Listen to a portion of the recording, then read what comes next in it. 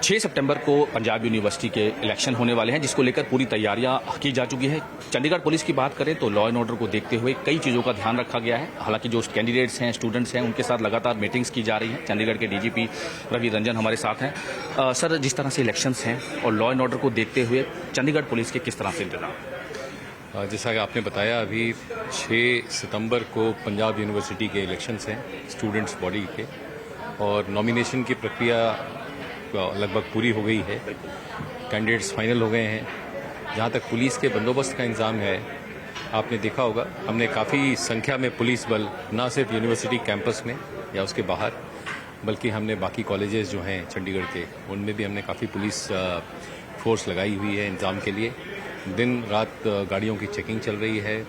अगर कोई औजार वगैरह गाड़ियों से बरामद होते हैं, उन सबको सीज किया जा रहा है।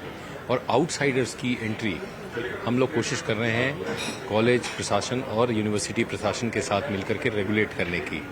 हमने इस सिलसिले में कुछ सर्चेस भी किए हैं पंजाब यूनिवर्सिटी हॉस्टल्स में, जैसा कि आपने अखबारों में भी पढ़ा होगा, और ऐसे समय पे किया है जबकि ज़्यादा संभावना रहती है बाहर के लोगों के जमा होने की।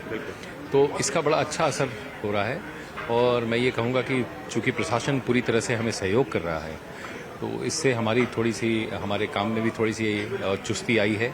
और आने वाले दिनों में इसको हम और इसी तरह से मजबूत करेंगे अपने इंतजाम को, और उम्मीद है कि शांतिपूर्ण, बहुत ही सौहार्दपूर्ण वातावरण में चुनाव होंगे। मैं आपके माध्यम से सभी स्टूडेंट ऑर्गेनाइजेशंस को भी अपील करता हूं कि चुनाव एक अच्छे माहौल में होने चाहिए।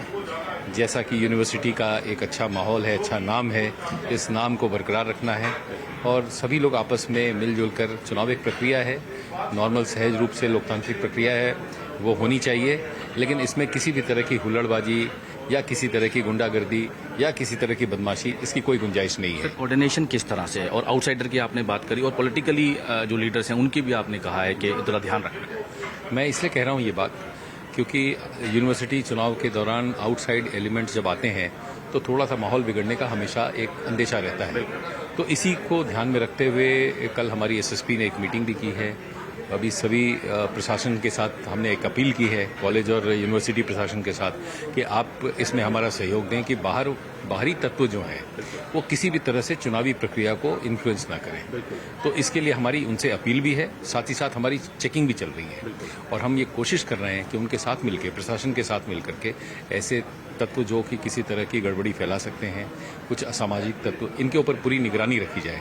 सर, और इस बार तैयार की है, एक लिस्ट भी तैयार की गई है जो हो सकता है आशंका के लॉ एंड ऑर्डर खराब कर सकते हैं। जी, जैसा मैंने आपको बताया कि हम लोगों ने प्रिवेंटिव एक्शन के तहत में कुछ ऐसे लोग जो पहले किसी तरह की गड़बड़ी में शामिल थे, उनके रिकॉर्ड को ध्यान में रखते हुए उनके खिलाफ हमने प्रिवेंटिव एक्शन भी इनिशिएट किया है।